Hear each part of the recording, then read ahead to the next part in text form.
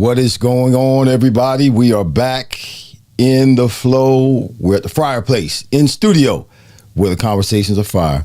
Y'all come on in the room. I see I got a few people already logged in.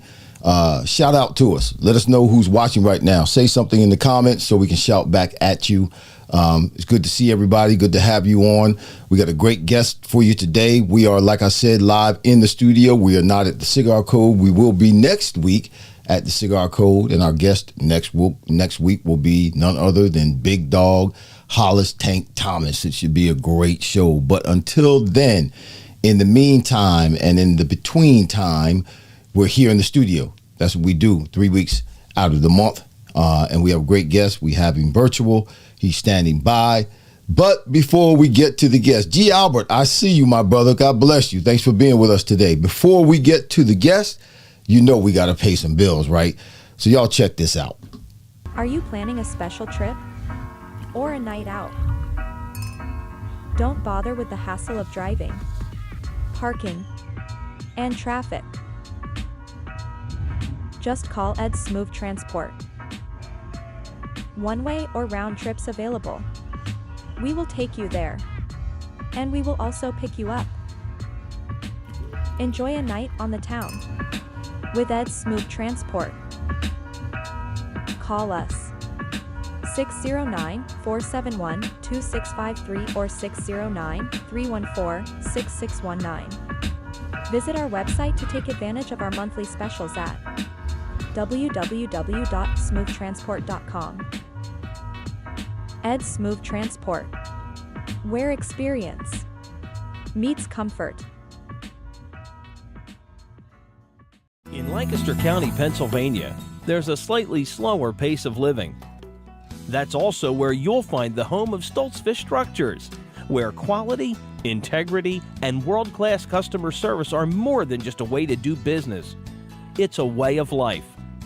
From our humble beginning over 40 years ago in a small building, to the modern 65,000 square foot facility of today, we've remained at the forefront of our industry.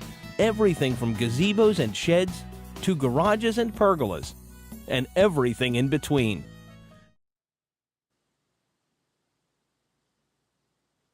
We are back in the house, getting ready. Hey, Ravens Talk with Yolanda. I see you.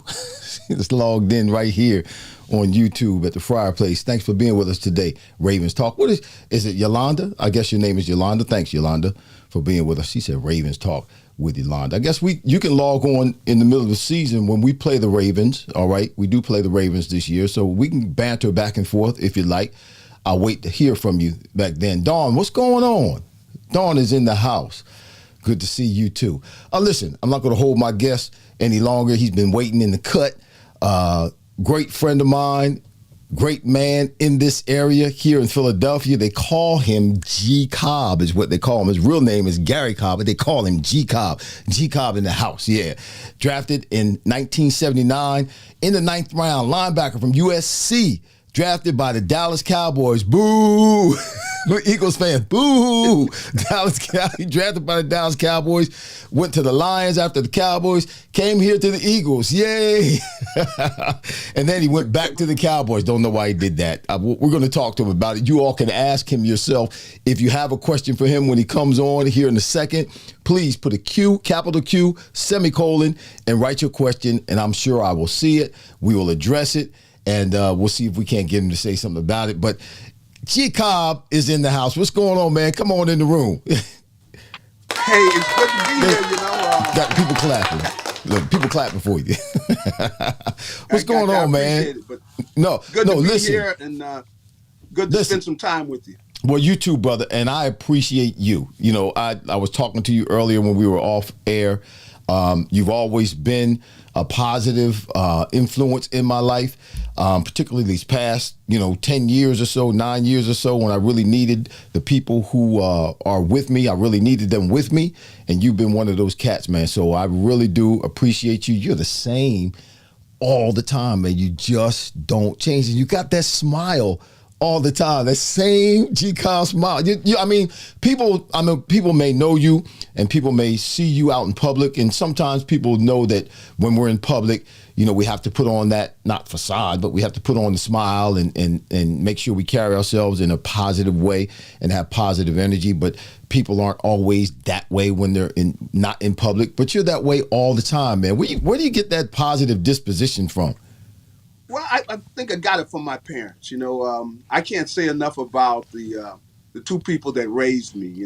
Okay. Just growing up, my dad was tough, man. He was. Well, parents were tough when we were growing up. I don't know if they're tough now, but parents were tough. They didn't play when we grew up. Hey. It was yes, sir, no, ma'am. If they said something to us, wasn't no looking at them or talking back to them That's right. or asking them why. We just went and did. No, they do that today. It's crazy. Things have changed, man. Well, just what you're talking, we got a granddaughter our daughter. Our daughter lives out in California, the youngest one. Okay. And she's got a daughter who's giving her all this mouth. I'm going like, Vivian, how you going off on your mom like this? You got to pull up, She's 12 now, so she's 12 going on 30, Yeah. Knows everything. Yeah. But back in the day, come on, you wouldn't get away with that. No. You would not get away with that with the people that raised me. They're from down south, see. Mm. So I was raised in Connecticut, but I was born down south. Right. And we were raised like we were down south. I mean, like, Pops wasn't trying to hear it. He let you know right quick. You're not in charge here. Look, my dad. What? It really was a blessing that I had a pop like that because it made me grow up. It made all of us grow up earlier. And I realized that when I got away from home, like when I went out to USC, I was more prepared than a lot of the other guys because they had somebody just babying them, see.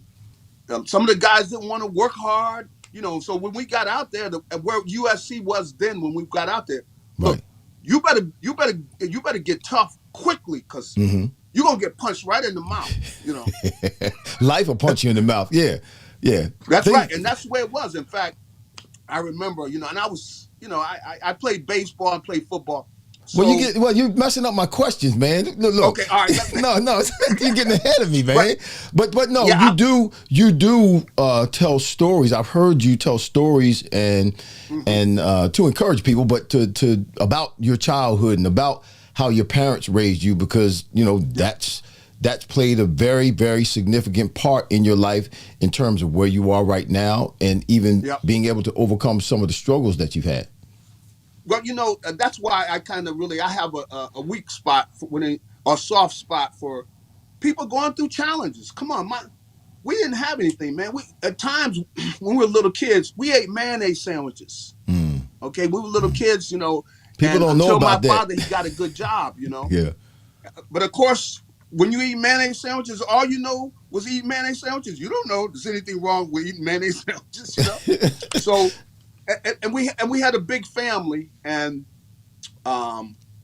we really, I didn't realize we were poor. Right. And my father, though, he learned some things really that changed our lives because, he had dropped out of school early, but he went back to school and got his high school diploma. See. Okay. And it was after he came out of the Army, because he saw in the Army, the only people they promoted was somebody with at least their high school diploma. So he realized that he and my mom had dropped out of school down south, and that was a mistake, So he corrected it by when he got out of the Army, he drove the bus, he went to school with the kids, and he got his high school diploma. And because of that, that's one of the reasons I'm here talking to you, is because Pop told all of us, look, you're getting your education. You're going to live here in this house, you're getting your education. And he was right. Now, I didn't know, I wasn't feeling it when he was telling us that. Right. Because I was all into sports. I'm going like, don't Pops know I'm going to the pros, man? Come on. I'm telling the guys at the playground, my Pops, man, he be tripping, man. He don't know I'm going to the pros. You need to tell him. Listen, you mentioned just a few minutes ago, The mayonnaise sandwiches, I know about that. G. Albert, I see you, brother. Raven is in the house still. Sounds like she said, sounds like my dad. Glenn Morton is in the house. Stephen Demers, or Demers, I believe it is, or Demers. Help me out there, brother. But Stephen, God bless you. Thanks for being with us today. Met you at the Promise Keepers in 1997 or 98, I think. I sat next to you, and you signed my Bible. I think that, I remember signing somebody's Bible. Great to see you, brother. Great to see you, too. Hang in there with us today. You talked about, for a second, you said that your father, you guys were eating the mayonnaise sandwich, and then your father got a good job. What was considered a good job? It wasn't a black job, was it? You remember somebody saying, no. You remember somebody saying something about black jobs? That's right. That's right. It wasn't. We won't mention whose name, who said that. We won't mention his name, but it wasn't a black job, was it? Was it? No, it wasn't. It was really, he got a job as a postal clerk. Oh, yeah. And see, that was benefits. good. That was good money back then. Yeah, good money now. We had medical care and everything. Yeah, and nice. That's really what it was. But of course, I don't know that he knew the significance, but maybe he did in a way. But he got a steady job, and he had that job for 30-some years. Mm-hmm. In fact, my dad has passed. He passed a couple years ago. But my mom, she's still getting benefits off of his job with the post office. That's good. Yeah, and my mom is 90. Ooh, so wow. So God that tells her. you, Pops was 88 when he died. In fact, they got married 5 days after her 16th birthday. That's where they got married. How things have changed. Really, I can tell you, I'm wondering how deep I want to get, because my dad was my mother's hero, because he saved her from what was a bad situation that she was growing up with. And he was her hero. I mean, he came there and they got married, and my dad. I'm not talking about perfect people. See, I don't want to make people think they're perfect. No, none of us are perfect, bro. Yeah. But there's certain things that they embody. Like my mom, she was for us. Meaning, like, I knew moms were always in my corner. Now pops, pops could get hardcore. Right. Because pops believed in right away. He was going to make sure that we respected. Like, okay, now don't be disrespecting your mother. Right. Because you're going to get your behind to her. But that's something now, and particularly grandparents, the younger generation. I don't want to bash them. I'm not trying to bash them in any kind of way, but I've had experiences even within my own family where children, whether it's my children or my sister's children or my other sister, well, she don't have any children, where they don't respect even their grandparents like they should. Now, grandparents are golden. They're golden. We may push back on our own parents back in the day, back when we were kids, but grandparents were like God and like Jesus in our eyes. So we never said anything negative or derogatory towards our grandparents. If our grandparents asked us to do something or told us to do something or said something to us, there was always a positive response. But that's not even in the realm of being a possibility these days with the generations, man.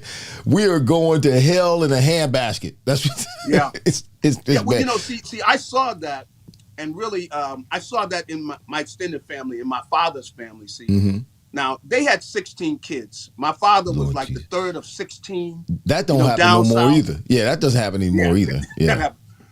But that whole group moved north. Now, move north wasn't necessarily all good. Because I had, about 6 or 7 of my uncles, because I had 9 uncles, from my dad. Whew. And about 6 or 7 of them became alcoholics. See? And so going through that challenge, I saw that, and unfortunately, those families broke up. Now, see, my dad, he wouldn't even touch no alcohol. See, my dad was deep in the church, So he wasn't going to touch no alcohol or anything. So my pops was always there. I didn't like that, growing up. I'm going like my cousins, they able to do all kind of stuff. Now, they wind up, a lot of them end up going to jail for different reasons because their pops wasn't there, see? But my pops was there. And that's one of the reasons I'm here talking to you, because if I hadn't had my pops, I'd have been wilding out, man. You know, because Right. you know, Well, we all I would. did There's something statistics. even with him there. You know, I did some things. You know, and Yes. I could have got in trouble, but I didn't get caught. You know, but I there were other guys. I got friends of mine got caught. You know. Yeah. And, Listen. you know, and the only reason was that week I wasn't there. Now the week before I was there. Right. But you couldn't be there every week because Dad was in the house. You couldn't be out every week because Dad was in the house. They were limited. And then at a certain point, I'm going, oh man, man, if my pops catch me over here doing Yes, this, sir. oh Yes, man, sir. Yes, the sir. cops. I ain't worried about the cops. Right. No, In fact, I'll Pops. probably be begging for the cops because once he fans tear my behind up. Listen, G. Albert is getting into my questions for you, but I'm going to go ahead because G. Albert, I'm going to ask. I'm going to throw up on the screen and let G. Cobb see it. He you don't have to try to read that. I just want to put it up there so Albert can see it. He says, Okay. Gary, can you tell us about your favorite memories playing for the Eagles, the Lions, or Cowboys? Where'd you go? He wanted to go. I mentioned the Cowboys and he went out. Yeah. Well, that was no. somebody Listen. calling anyway. Oh, somebody calling on your phone? Yeah. You got to put it on, I forget what you got. Don't worry about it. If it happens again, you'll come back. Okay. But look, when I said Cowboys, you went out. Yeah. That's. But I'll tell you, you know. So G. my Albert wants to experience, know about. in the He wants. NFL, Can you? Yeah, there you go. I had a great experience in Detroit. I was there 6 years, and in Detroit we had a really good defense, and we had Billy Sims. That was our team, basically. We're giving the ball to Billy Sims on offense, and if you stop him, then you stop our offense. Well, let me tell you something, G. Let me tell you something, G. Billy Sims. This is my opinion. I've said this to other people. Yeah. Had Billy Sims, because I saw Billy Sims do some stuff I ain't never seen anybody do before as a running back. Had Billy was Sims, serious. yes, had Billy Sims not gotten hurt, he would be the leading running back in the history of the NFL. I promise you, that cat was the baddest cat I ever saw run a football. Unfortunately, he got hurt. But yeah, when you were with the Lions, man, you were like the leading tackler for a couple of years there. Yeah, I was the captain of the defense. Yeah. And and those are some of the things. Like I said, I got some of that from my dad, which is I could kick myself in the butt and say, "Hey, I got to get going." Right. And I kick other people in the butt. Go, man, let's go, man. What you looking at? So, playing. I was kind of in a leadership position, and I always enjoyed that. We had, like I said, we had a really good defense, man. Al Bubba Baker was on our that defensive line. Doug English. There's some of the guys, and we would get after you, and we'd send that D line after you, and those guys. I mean, it was kind of funny though because, see, I could give a blue call, which means it would tell the defensive line, man, forget the run, man, just go get the quarterback. Just go get. So we got the run, yeah. So a lot of times, the offense would come up to the line of scrimmage. And I got defensive lineman told me, "Hey, Cobb, blue call, right?" I said, "Dude, man, shut up and no, you got to play the run." But those guys wanted to rush the passer, right, because that's the way they got paid too. You get sacks. You get a lot of sacks. Yeah. You go to the Pro Bowl, you get paid. So they always wanted to rush the passer. So they would be trying to talk me into blue calls, even if the formation was not a passing formation. I'm going, nah, man, you got to play the run, man.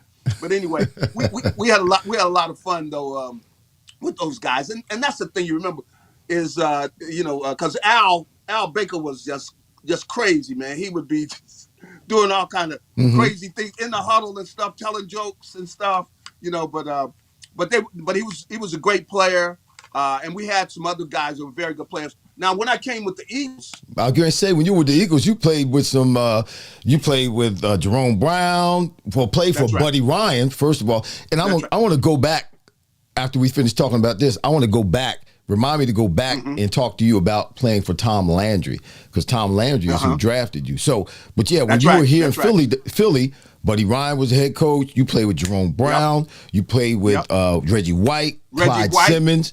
Seth Joyner. That was a defense right there. Wasn't Muddy Waters in there too? That's right. Yeah, they were all there, and Reggie White, who was the best of that whole group, man. Yep. Reggie was like, dominant. And that's the way that defense was. And see, Buddy was, he was ahead of the NFL then with that 46 defense. Right. And what he would do is he would look and see what you did out of each formation. And we would do automatic front and coverage. That means you had to be able to think, though, because we were going to get in a certain defense where we knew you couldn't pick up this blitz that we getting ready to run. You can't pick it up out of that formation. And so we would change, the blitz would change when you change the formation without him even telling us from the sideline. It would change, the defense would change if you change formation. And so he would always have defenses designed for that formation and what you did out of it. If you threw the ball a lot out of it, we have certain coverages and a certain defense and everything. And that was the genius of Buddy Ryan. And see, for a few years, nobody knew what he was doing. But what he did was he looked at every formation, saw what you did out of it, and then he had specific defenses each week for that formation. So we would change if you got set, let's say in a certain formation, then you change, our defense is changing, and nobody even said anything. See, right. Or the blitz is going to change because maybe you got one guy in the backfield can't pick up these two linebackers coming, so the quarterback getting ready to get hit in the back. So that's the way Buddy was, and the way Buddy was. Oh man, if you got there one time, you didn't even have to look to the sideline. You knew it was another blitz coming. Another one coming. Because he loved to get to the quarterback. Because he always said the quarterbacks are chumps. They got no heart. He said most of them got no heart. So we know if we hit him a few times, he's looking for the exit. Oh, yeah. Where's the bus at? Yeah. I need to get on the bus. We need to get out of here, Well, they got big guys following around them. And back then, of course, it was a lot different than it is now. They didn't have all the rules in place to save the quarterback's neck. You could do whatever he got another call coming in. You could do whatever you wanted to do. I'm going to wait for, he's got another phone call coming in, y'all. That's why he went blank. He probably can hear me, but he can't see me. He's getting a lot of calls. You're a popular man, Doc. You're a popular man. You're a popular man. At certain times when you got people that are doing things, they need things.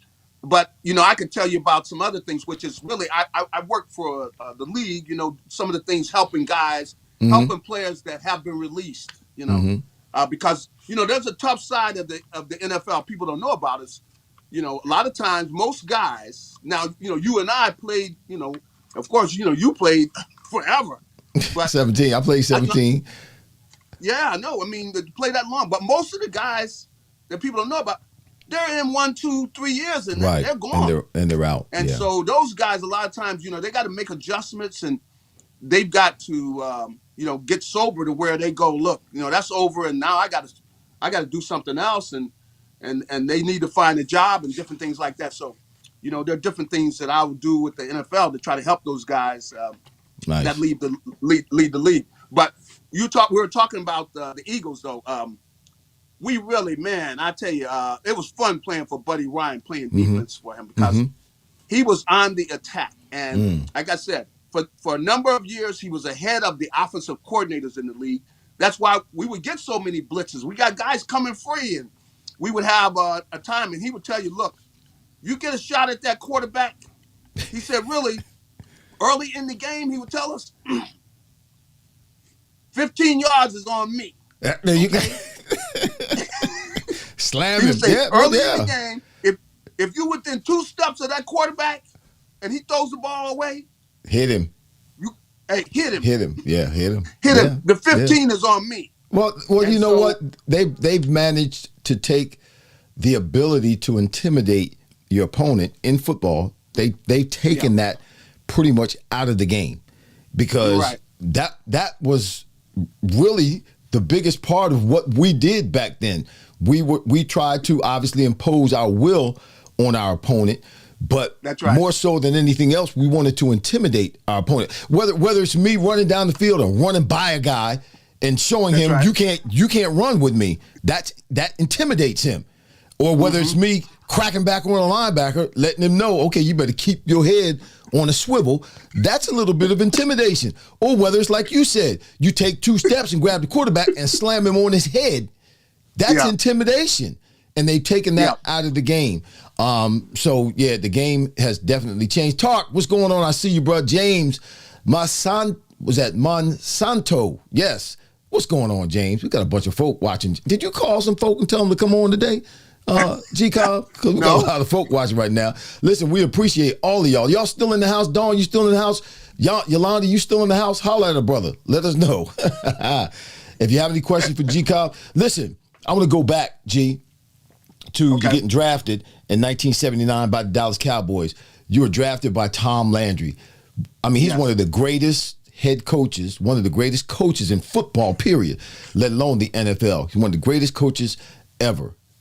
Put that Dallas Cowboy team on the map. Matter of fact, they went to a point while he was coaching to everybody calling them America's team. He was coaching when they were deemed the America's team. They're not anymore, but they used to be. What was it like when you walked in to the Dallas Cowboys facility coming out of USC? You know, you played linebacker at USC your first 3 years, but then you played defensive end. You were defensive end your last year. And you got drafted. Why did they change you to defensive end? How'd you feel about that? Then tell me about walking into the Dallas facility. Well, they really say, that I changed positions, but I really didn't. It was just alignment. You know, because maybe I was rushing the passer more. You know, where from the outside linebacker position, but I was still playing outside linebacker. But going into Dallas, the thing was, I mean, it really just kind of shook me because, of course, I grew up all those years looking at Dallas. Dallas was on every week, the Dallas Cowboys. And I can remember going in and one of the guys that really impressed me was Roger Staubach. I mean, as a quarterback, you got a quarterback that would be racing the running backs. In fact, he would tell me, "Hey, rookie, get in over here, man. We're gonna race." I said, "I'll race you." Yeah. Mm-hmm. But he was a great guy, and he was fun. But he was a great leader, and he pushed everybody.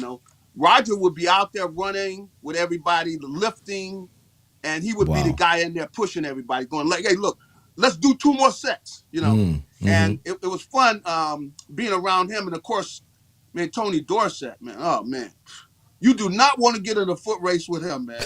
He would hit that corner.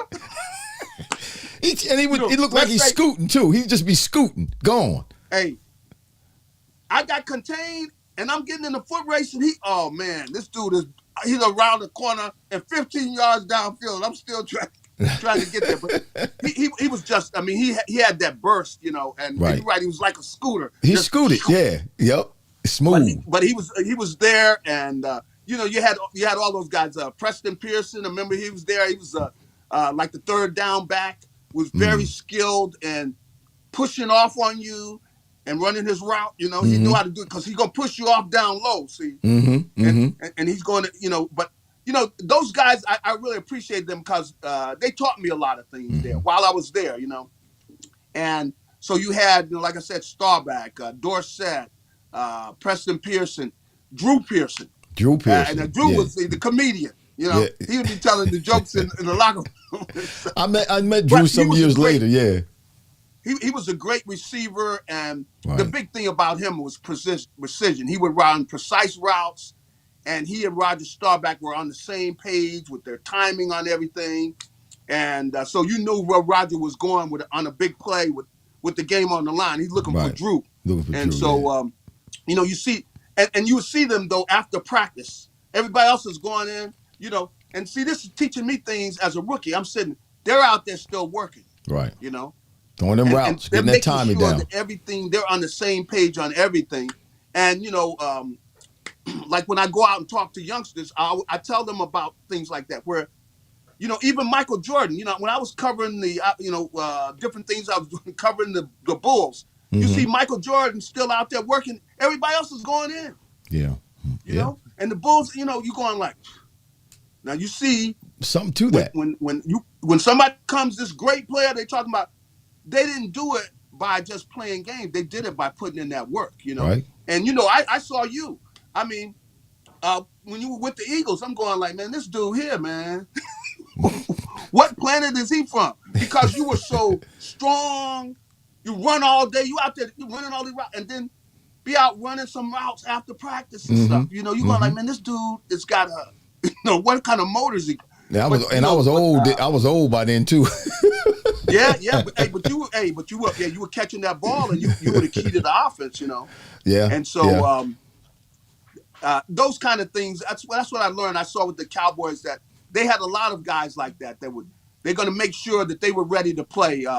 Too Tall Jones, seeing him do his work, and Wow. with all those guys. I mean, they had a lot of great players, and the big thing that they had on that team was guys were making sure they were ready to do their job. Meaning, they put in the work, and they would let you know, hey kid, hey, this ain't no game, homeboy. This is our job. Right. Yes, sir. We got business to take care of, and don't come in here making no mistakes. We don't have time for that. Right. You got to know what you're doing. So And they let you know right away that this was a profession, and you need to be chasing excellence. And I saw that with the Cowboys. And Tom Landry, oh man, Tom Landry he's not even looking at the play.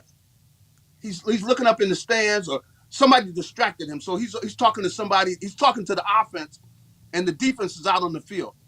And he didn't even see the play. And the ball breaks. Somebody breaks, and they're going on. And he right away, he already know who messed up. He didn't even see the play. I'm going, this dude here, man. He's on and he was like that about the offense and the defense, because really he designed both of them. Wow. He designed the Cowboys offense, and he designed the Cowboys defense. Now, I did not And know he was that. a brilliant man. But I'll say this as well, as after saying all that. When I went back to the Cowboys at the end of my career, the NFL had gone by Tom. See, and that's why he had been ahead of them for a long time. Right. But then the NFL caught up to him, and they went by him, and he had the defense, playing in the kind of defense where the guys are sitting back and, away from the line of scrimmage and everything. And the rest of the league had gone by that, and really Buddy Ryan had gone by that, which Buddy Ryan's defense was further along than his. Right. And that's why, the Cowboys went down, because the league went past him. In fact, I sat in and explained to Tom Landry Buddy Ryan's defense, and he was going, oh, wow. Because originally we were getting ready to play the Eagles, and he said, talking about the Eagles defense, you got guys just running around all over the place. I said, no, coach, coach, no. Everybody's not running around. I said, coach, you don't realize it, but when you went in motion, when you change to that formation, the defense changed. See? And, and everybody changed, even though there was no call that came in from the sideline. Right. Because Buddy would call, check with me. That's what the name of the defense was. Check with me. That means we're going to see what the offense does. Yeah. And we're gonna call the defense based on them, and we know we're gonna jump into, let's say we might be doing a blitz or a regular defense, and we're gonna do based on what formation they show us. What the offense does, yeah. And the offense couldn't be right. Whatever they did, right. We were going to have something where they could not pick up all the guys that were blitzing, or they couldn't block on the running play. They like to run out of that formation.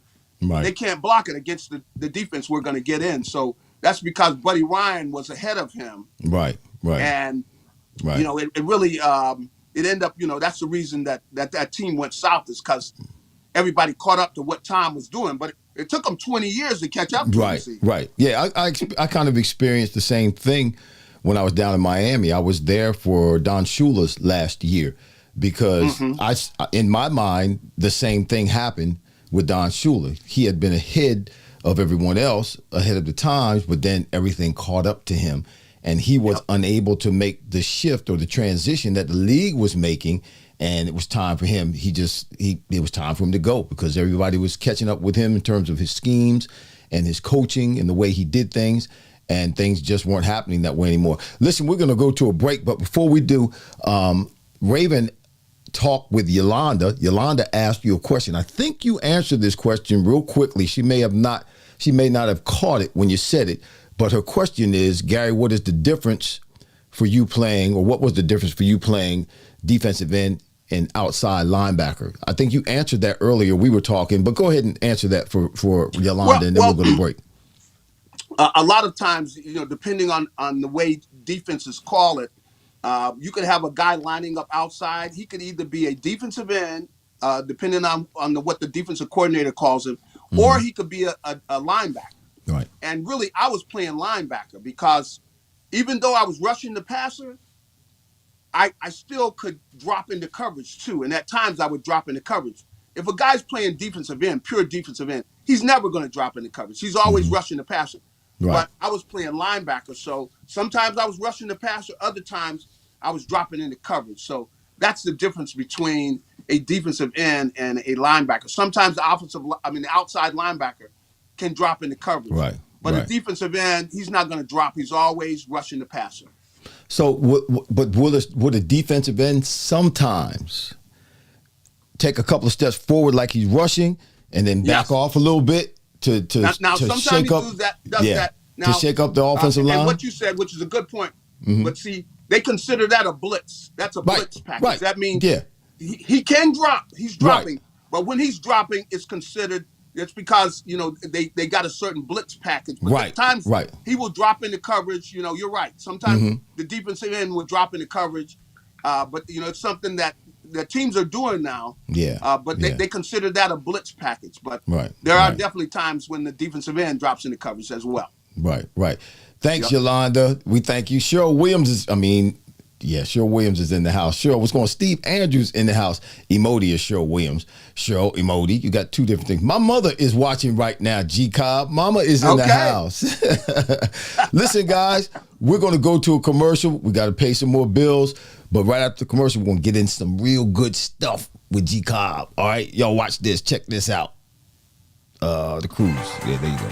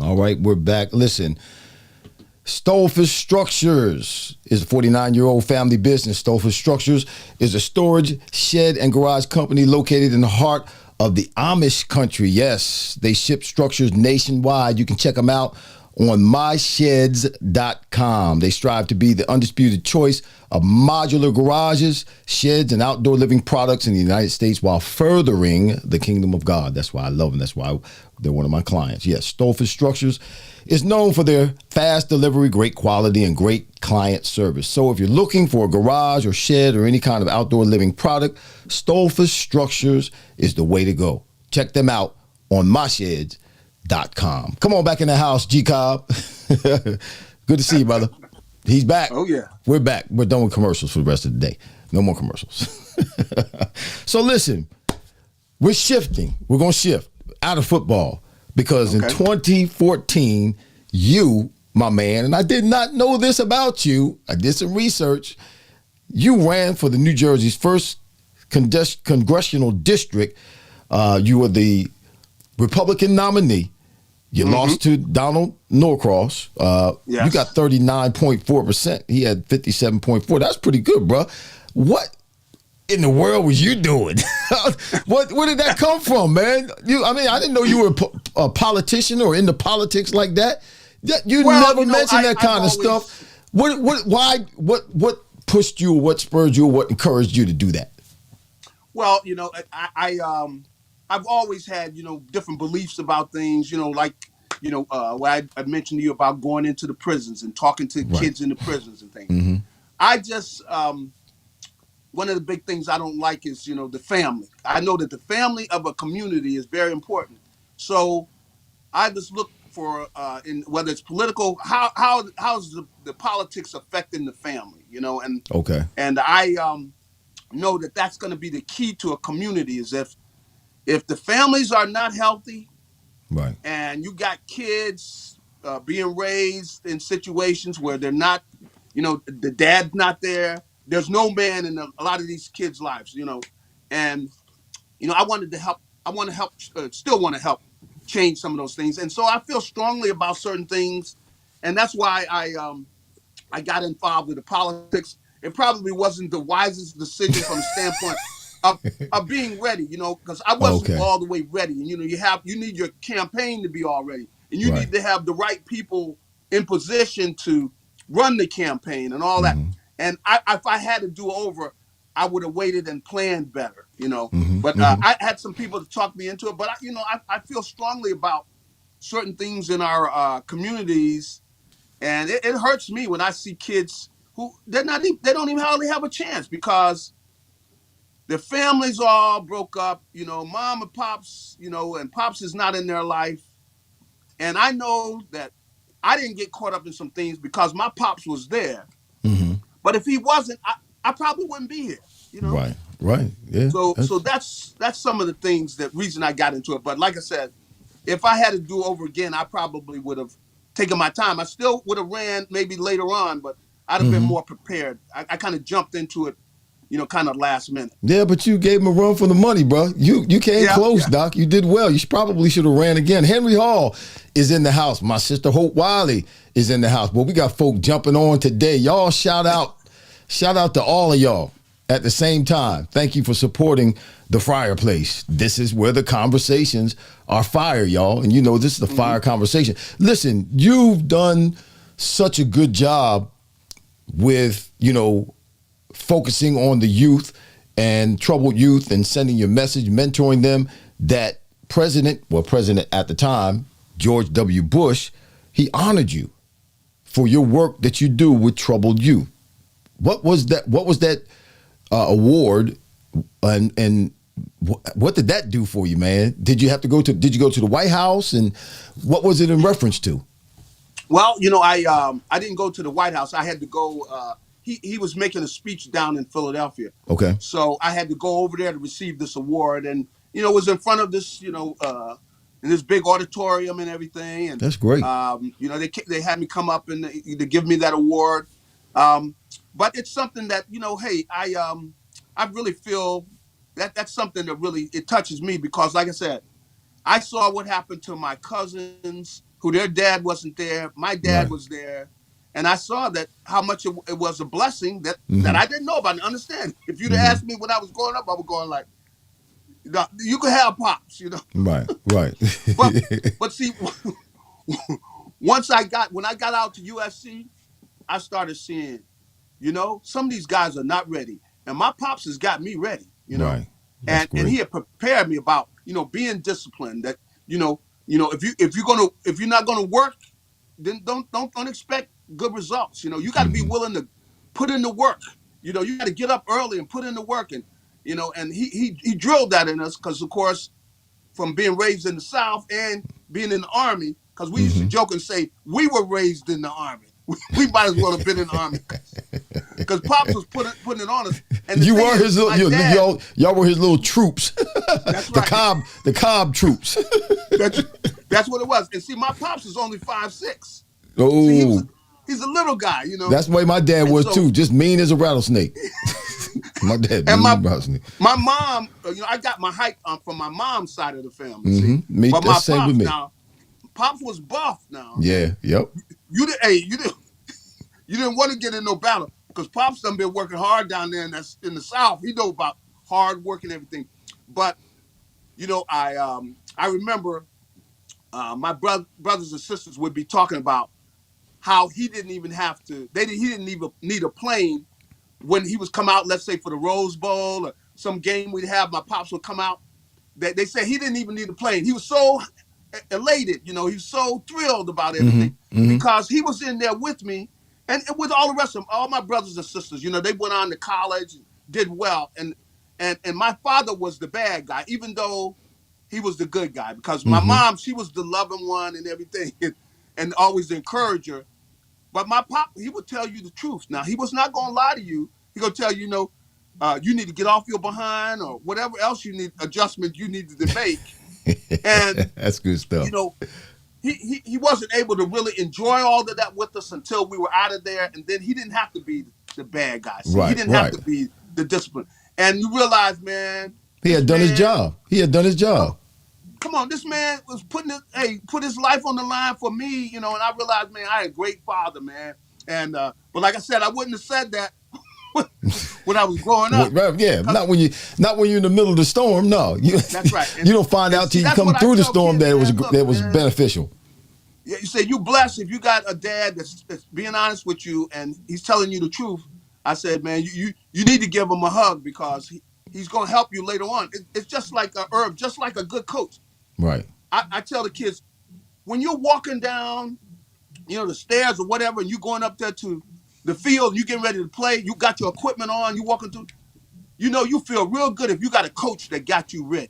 Right. You're ready. He not been babying you. He been telling you the truth, but he got you ready. Man, you're going like, man, I appreciate coach. I appreciate because I'm ready. Because I'm ready. I'm getting ready to blow somebody up out here.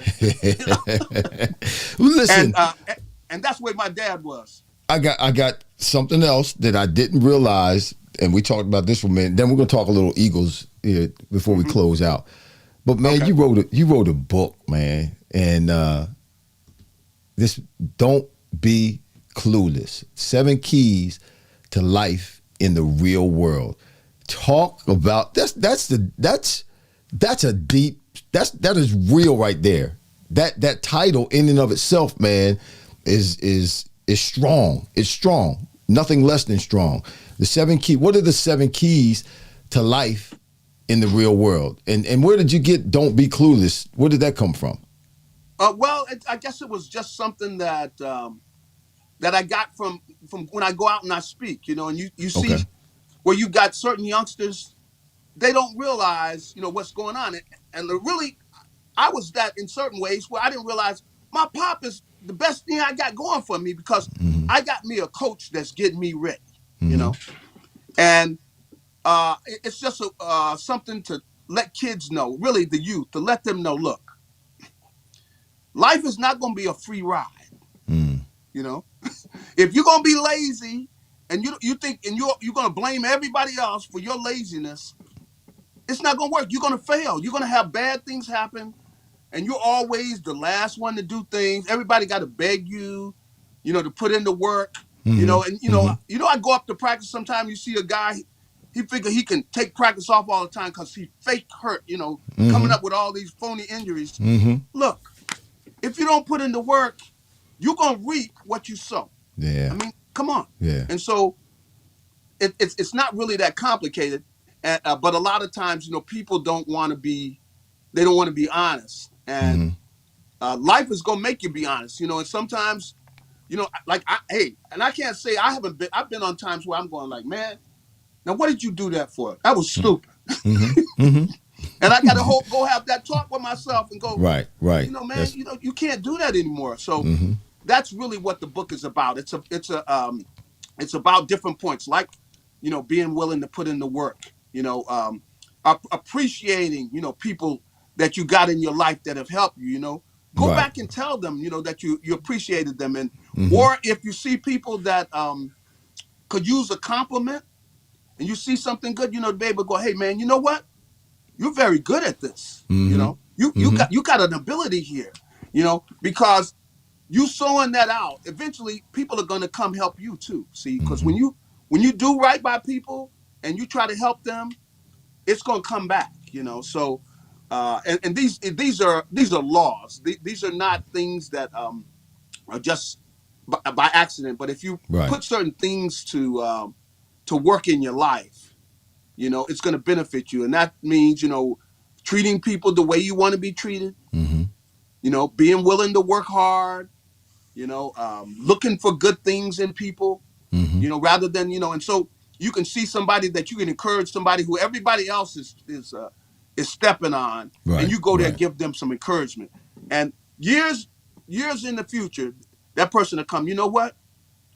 You were giving me some positive feedback, and everybody else was on me, and those type of things, But it's having that kind of an attitude that really allows you to live a full life, And fortunately, like I said, that my parents, they didn't have everything that a lot of other people have, but they taught me about hard work. From my mom is the lovingest person I ever met in my life. She is got a big heart, and so she would always encourage us to love other people. Look for the good in people. It's easy to find some criticism, but look for the good in people. Don't look for the bad, because you got bad in you. I mean, there's things you need to clean up, but look for the good in people. And so I had a good mom. She always encouraged us to do that. That's good. That's good stuff. And that's old school, because I don't hear that much anymore. That attitude, that mentality,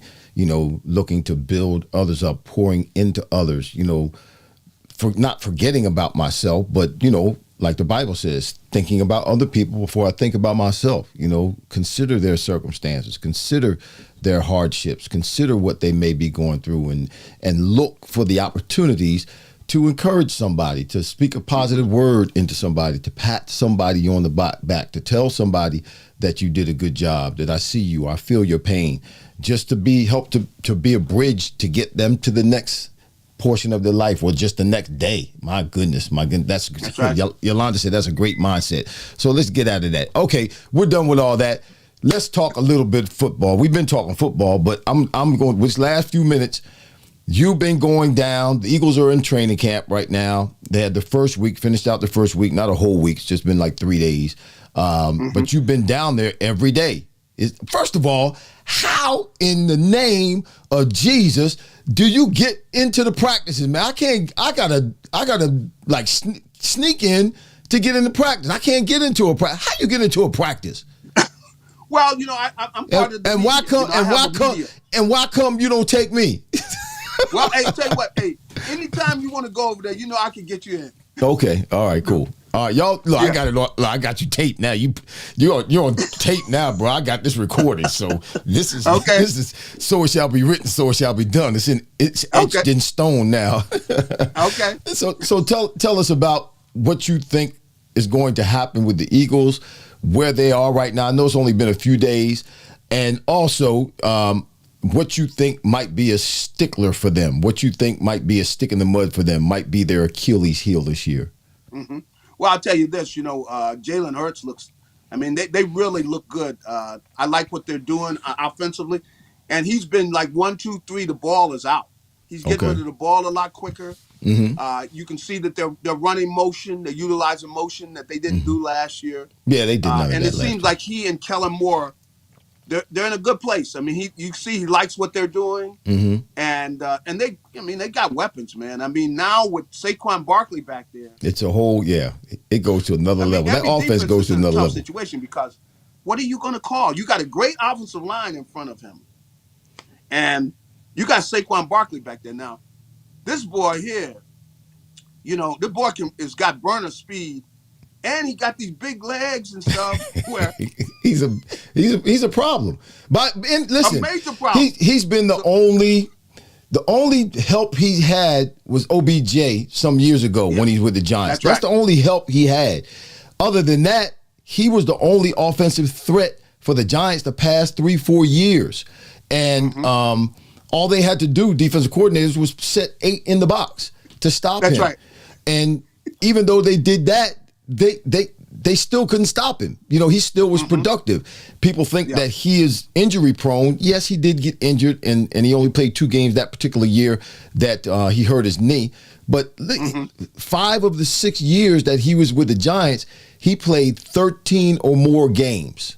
5 of the 6 years. So he's not injury prone. And him having this cast of all-stars, so to speak, around him, there's no lack anywhere on this offense.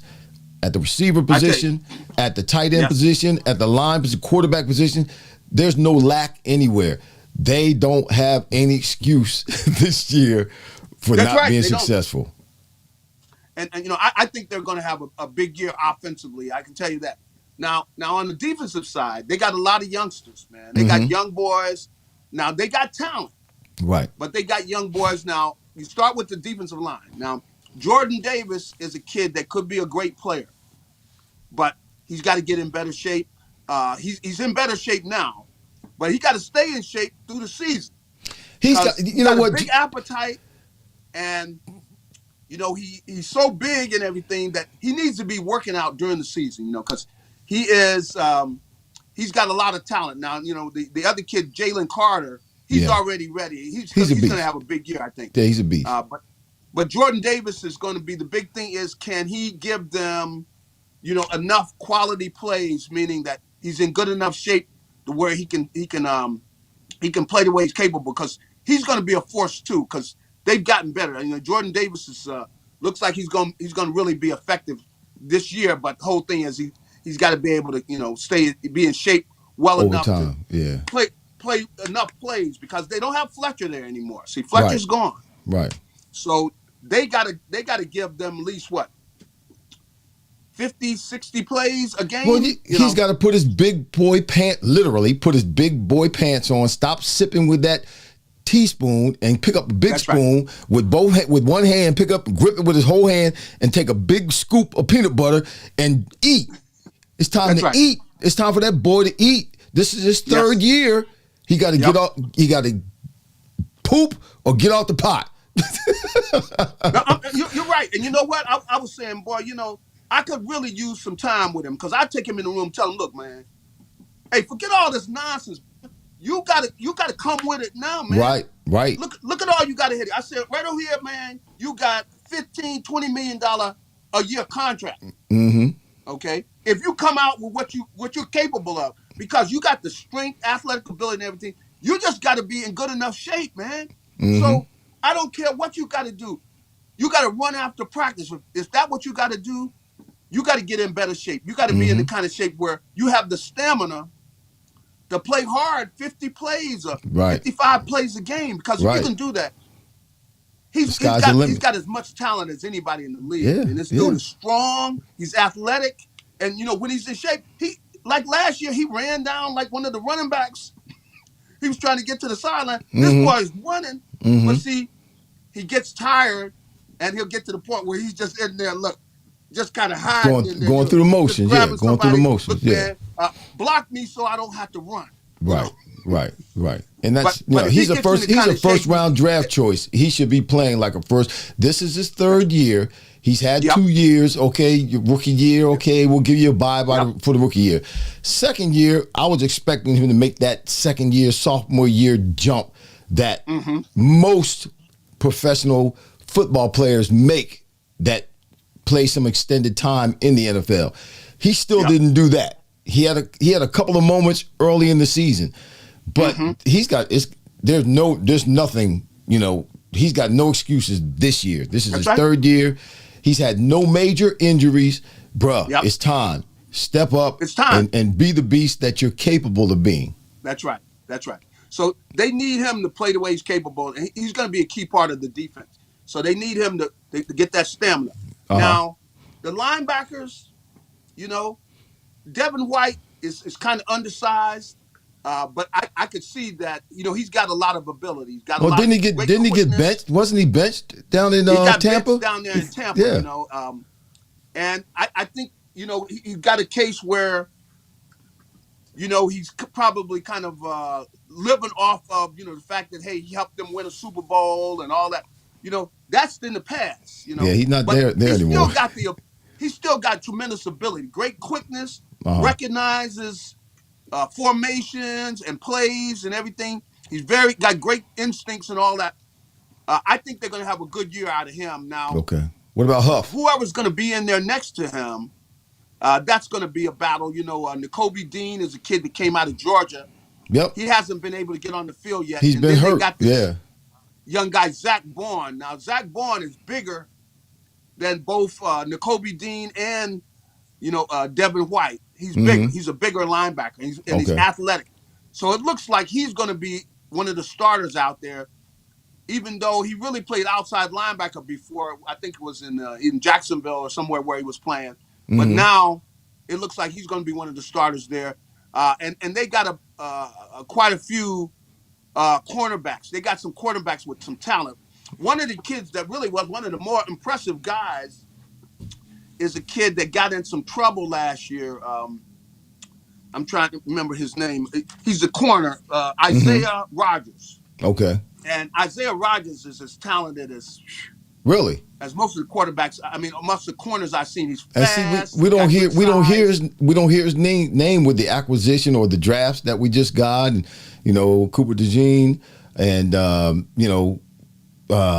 forget the other kids. What's the other kid's name got drafted? The other kid's name that's going to start. He's taking Bradbury's place.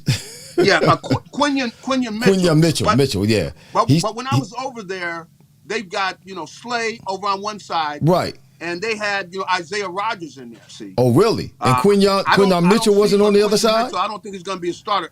Wow. It's going to be between Isaiah Rodgers and Kelly Ringo, and at camp, both of those they shined more than anybody else. I mean, really, Ringo's doing a good job. He's doing a really good job. Yeah. What about Ricks? What about Ricks? He looks like he's going to be a good corner. So it depends on who's going to be the starter, but they got a lot of talent. And the kid Quinion Mitchell, he's probably going to get some time eventually, but they're ahead of him right now because he's still learning. This is first taste of the NFL, and Cooper DeJean was hurt, so he hurt his hamstring. So, he's going to be out 3 weeks. He's not in there right now, but he'll be in there later. So you're probably going to see Vontae Maddox going to be starting at the nickel spot again, but. Cooper DeJean, I saw him on tape. Is Vontae Maddox practicing? I thought he was still a little. Is he practicing? No, okay. He's practicing. He's practicing now. C.J. Gardner Johnson. CJ, back. yeah. And he's good. He's got a great nose for the football. He's able to get his hands on the ball quite a bit as a safety. So I think he's going to help them. So I like their defense. But, you got some young guys, and, young guys make mistakes. They're going to be growing into their positions. But they've got a lot of talent back there. But it's those big boys up front will have a lot to do with how well they play. And just need some of the guys to just step up. But they're going to be scoring a lot of points. So they better be scoring a lot of points. They're going to have to. Talent as any offense in the league. I mean, come on. So do you think? And this is my opinion, and I'm sure you probably would agree with me or going to agree with me because you're old school just like I am. They're going to, because everything is new, you just said it, they got numerous new players on defense that are going to be starting. So they got probably 4 or 5 new starters on defense, plus a new defensive system and a new defensive coordinator. and new offensive coordinator. Got a new piece on offense, but we got a new guard, right guard, and a new center. They both had played in Cam Jurgens and Tyler Steen. They both had played with the Eagles, but not in that position starting, in particular Cam. Correct. So we got some new stuff with new offensive coordinator, new offensive scheme, new offensive plays. So everything pretty much is new this year, going into the season or going into camp. In your opinion, do they need to put these starters in these games in the preseason so they can have some time on the field going full speed with an opposition or an opponent that is not their teammate, to help them to understand the speed of the game in this new system with these new plays before they get to Brazil and try to do it full speed against the Green Bay Packers? I think so. I think they need to let them get some play. But from what I could see they're going to do, I believe it's New England's going to come in here and they're going to be doing some workout against them. They'll probably do more then than they do. Well, that's what they did before, but that's still controlled. When they have these dual team practices, that is still controlled. It's in a controlled environment. It's not the same, although they're going to a certain extent, they're going full speed, but they're not finishing like it happens in a game. And it's different. It's still in a controlled environment. And that's not like playing in a preseason game. So I know that they said that that's where they got the great work, and that's what they relied on more last year than the preseason games. But we also saw what happened last year. They fell off the wagon last year. They got beat up last year. After that 49ers game, they were no more good physically, let alone emotionally and psychologically, but physically they just looked like a beat up team. And I believe that has a lot to do with how they start the season off in preseason. So in my opinion, they got to get out there. Yeah, I agree with you. And whatever, this is the way this way he seems to believe in doing, where he doesn't have them play a lot in the preseason and he has them do more work with whatever team they bring in there. And so I agree with you. I think they need to get out there on the field. They need to do some playing. They need to play as a unit out there, so they get a feel for it, But I don't know that they're going to do that though, because from what I hear, they're probably going to do the same thing they've done, which is, have this little scrimmage, where you bring in this team and you go through that.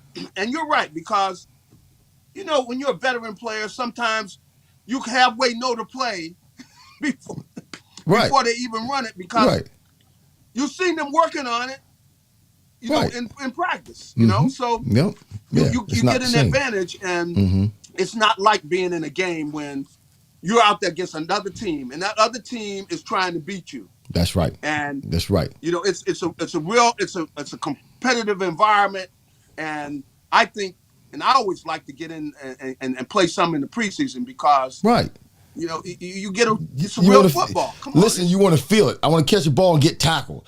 I want to run into somebody. I want to fall down on the ground. So I know. So you get used to doing it. I mean, even though you're a football player, you've been doing this for years.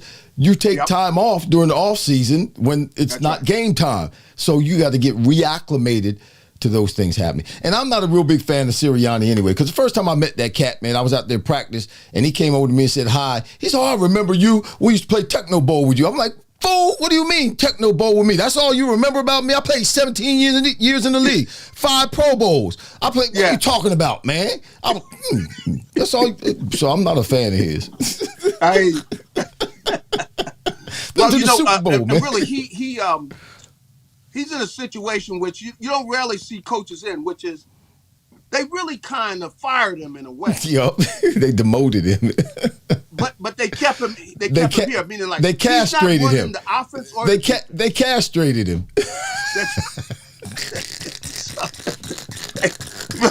And so you can see he's kind of trying to look for space, because now he's got a one of those megaphones on. Lord, yeah, he try to be loud now. Yeah, trying to be loud and stuff. Vinny Capriati is in the house. Thanks, Vinny. Cheryl, I see you. Ravens Talk with Yolanda. Hope Wiley. Henry Hall. Stephen Deemers, I believe. I don't know if I said that right. Steve Andrews. Mama's in the house. James Monsanto. G. Albert is in the house. All right. Everybody's still in the house. Glenn Morton. We got a bunch of folk in. Dawn is still in the house. Listen, bro. I'm going to holler at you, man. Thanks for being on today. That was a great time. I mean, we could talk for another hour and keep on going. But very easily. But I'm going to hold it because I'm going to bring you back during the season. All right? Okay. Bring you back on during the season, and we'll chop it up some more about the Eagles. Hopefully, at that portion in the season, they have a winning record and things look good and we feel good and we have a lot to talk about and be happy about. But if not, we'll chop them up and let everybody know based on our perspective, based on our experience, players, former players, real talk, we'll let them know what's going on. But thanks, brother. Appreciate you, bro. How's the family? Fun. Everybody in the family all right? Everybody's doing well, and the kids are eating. Ain't nobody calling me asking me for money. So okay, well that's good. That's good. I'm gonna holler at you, man. Thank you so much. And I'm gonna take you on that word about going to practice. All right, but I'm gonna see you next week. They're having the Legends practice for us to get together. Yep. All right, bro. I'll see you up there. Okay, brother. God bless you. Thanks. All right. That's my man right there. Pots and pans. G Cobb was in the house. Woo! In the house. Did y'all get that? That was good stuff. Talked about the family. Talked about football. Talked about some politics. Talked about, just his book. Talked about the youth. We talked about a little bit about everything. This is where the conversations are fire, y'all. The fireplace. I don't know why y'all sleeping on us. Listen, thank you for joining us today. I got the solstice. Got to take him off. Just means more money for the sponsor. Listen, if you like what you see, hit the like button. Yep, hit the comment button or say something in the comments. Share us, and please don't forget to subscribe. And when you subscribe, hit that notifications button up at the top so that when we do come on live, if you happen to forget that we come on live, the Fireplace, every Friday, 6 p.m. from 6 to 7 p.m. If you happen to forget, you hit the subscribe button, you hit the notifications button, you'll get notified when we go live. And you can join us. You can ask questions. We have live guests every week. And this has been a great show with a great guest, great friend of mine. And I appreciate all of you joining in with us today. But it's time for me to go eat my dinner. It's 7:14 p.m. And I'll be going to bed soon after that because the older you get, the closer dinner time and bedtime get. Anybody that old? Yeah, don't forget, we'll be back next week at the Cigar Code in Philly. 939 North Delaware Avenue, 6 p.m. to 7 p.m. Live guest, Hollis the Tank Thomas. That's my big dog. He'll be in with us next week. Live guest, live audience. The Fireplace, Cigar Code in Philadelphia next week. Until then, y'all, listen. Bless yourself and bless other people. Be kind to yourself and be kind to other people. Why? Because you reap what you sow. There's no doubt about it. It's a law. What you put out comes back to you. Thank you all for joining us today. Thank you for all your comments. We'll see you next week right here at the Fireplace, where the conversations are fire.